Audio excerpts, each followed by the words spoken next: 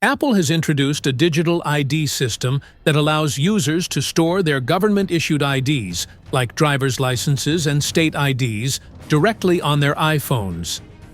This system is now accepted at airports, government offices, and various other locations. The convenience is undeniable. You can verify your identity quickly and securely. Having a single digital platform for all your identification needs could lead to a concentration of power.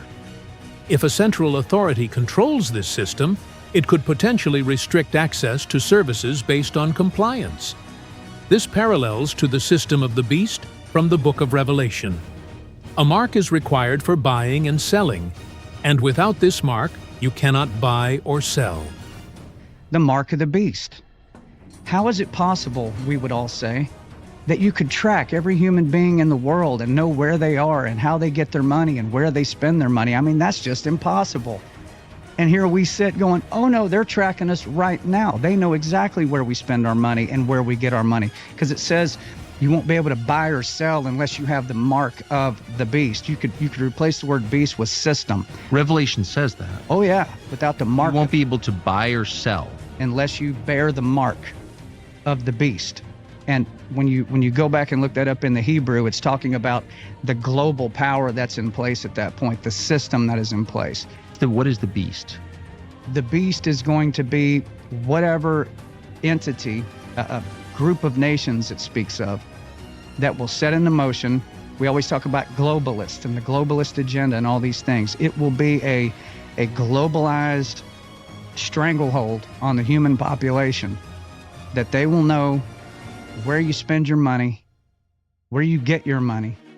Reminds me of central bank digital currency. It says you can't buy or sell without the mark of the beast? Without the mark, yes, that's John, the Apostle John, on some Greek island 2,000 years ago said that. Yes, he did. Yes, he did. And so prior to technology showing up where it's at now in 2024, these things were impossible. How's that going to happen? That's a pretty specific call, though. Very specific. Yeah, so now all the things that need to exist physically are all here now, so that the prophecies that have been laid out could now physically manifest. Now, I don't know if that's going to be today or 100 years from now or 1,000 years from now. I don't know the answer to that, but I do know this is a new era. So when you read Revelation, you read Daniel, and you read these other prophecies, it now doesn't sound like science fiction anymore, because we see it every single day. That is absolutely crazy. Is that a light bulb going off or what?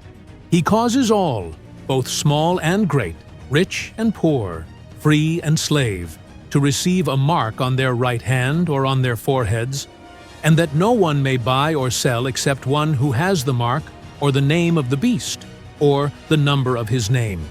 Here is wisdom. Let him who has understanding calculate the number of the beast, for it is the number of a man. His number is 666.